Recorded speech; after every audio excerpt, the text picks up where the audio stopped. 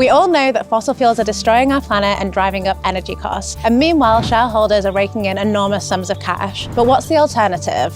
Renewable energy is the answer. Clean, green power that means we're no longer at the mercy of rising costs and pollution caused by oil and gas giants. And it's already happening. Portugal ran for an entire 6 days on renewables last year.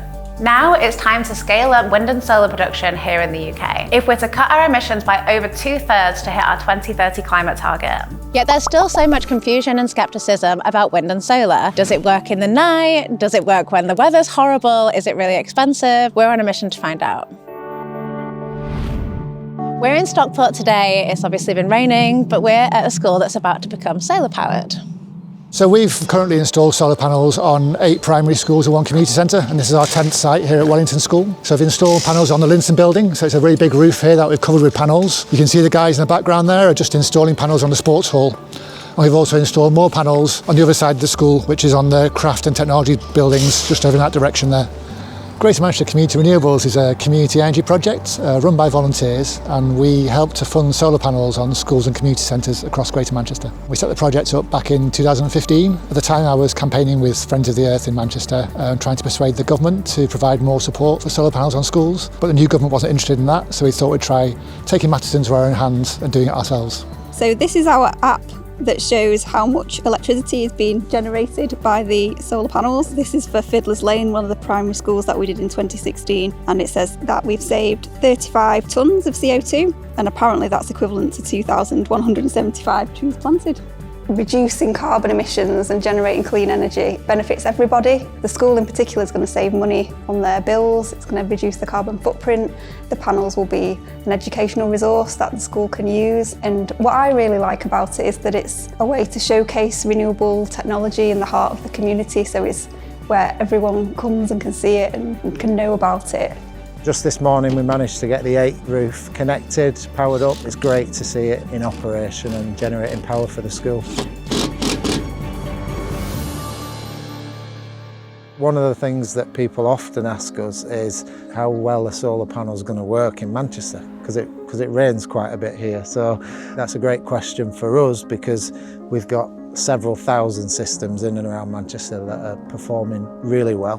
The panels actually work just off daylight, so it's a chemical reaction that occurs whenever it's light. So the panels will work 365 days of the year, and they don't require direct sunlight. We've worked with 8 schools before. I think we've saved £160,000 for schools on their bills, especially during these recent price spikes that we've seen. We've been able to help smooth that with the electricity that they get from their panels. Any profits that we make that we're not reinvesting into the scheme, we can donate as community grants for other environmental education or carbon reduction projects.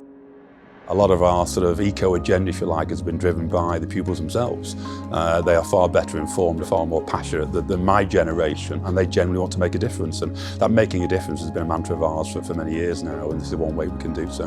Renewable energy is absolutely vital in our transition to a green economy. Where we are now, about just under half of our energy comes from renewables, but we need much more of that to be able to reduce our carbon emissions further. We need to be switching across from things like getting around or heating our homes from fossil fuels to renewables to make sure we cut our carbon emissions. There are so many buildings that are suitable for the installation of solar panels that's yet to be realised in the UK. We've been in this industry for 15 years now, and we've installed a lot of solar panels, but I think we've barely scratched the surface, if I'm honest.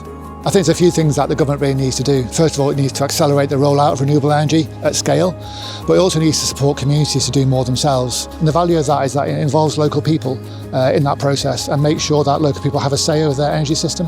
And that's really important, rather than leaving power in the hands of big companies who, as we've seen, have been charging people through the nose for energy and been pushing people into fuel poverty, which is absolutely the wrong thing that should be happening.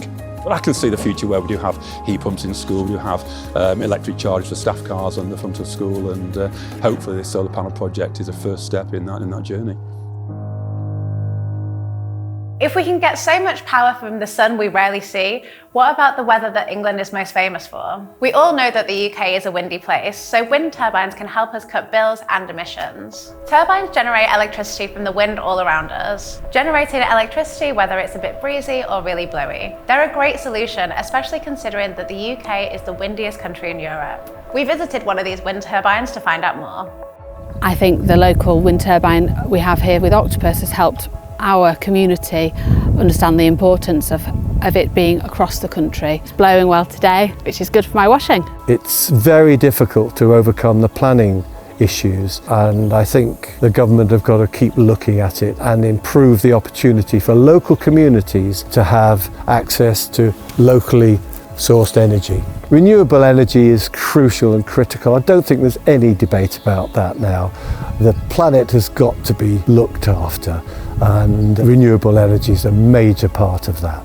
If a school rooftop or a field of turbines can put power in the hands of people, imagine what we could do if the government really got behind renewables. Our government has promised the world that the UK will cut greenhouse gas emissions by over 2/3 by 2030. But if they're to hit that target, they have to invest in a lot more solar and wind across the country. And good news! We've teamed up with the University of Exeter to map England and show where these renewable energy sources could go.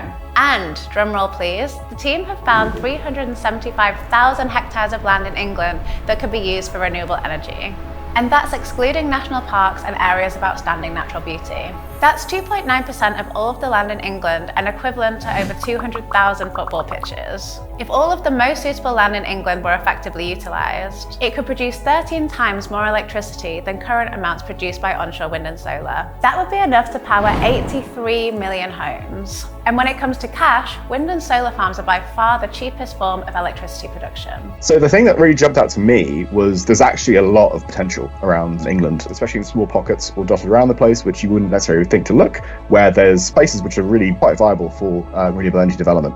Right now, we really need to seriously think about decarbonising our energy system in a much more kind of rapid way than we have been previously. We've made a lot of progress with that, phasing out coal, but we're still using a lot of gas and other things like this. So developing additional renewable energy resources is one key way in which we can start to push that down. Renewable energy, once it's up and running, costs very little to produce and can help cost of energy, cost of heating. Estimates suggest that the UK needs to double the amount of renewable energy it produces in the next 6 years to help power the green transition and help phase out fossil fuels. That's why government investment is so crucial. Some community projects are really excellent because they can kind of sustain longer term investment, and those communities will then benefit from that energy longer term. But in terms of some of the larger sites, government investment is absolutely needed as well. There's very large costs in setting up these renewable projects, and the more funding from more sources that's available, the better, in my opinion. Go to our website to see our map of the land in England that could be used for renewable energy. It shows how England could generate more than enough renewable energy to power a fair green transition to a zero carbon economy and end our reliance on fossil fuels. It's still possible to hit our 2030 target, but we need the government to introduce a package of new policies, including ending the planning restrictions on renewable energy. At the moment, there are tight restrictions on onshore wind projects in England. So for a start, we're demanding that those restrictions be lifted. Sign our letter at the link in the description and tell our leaders to release our wind.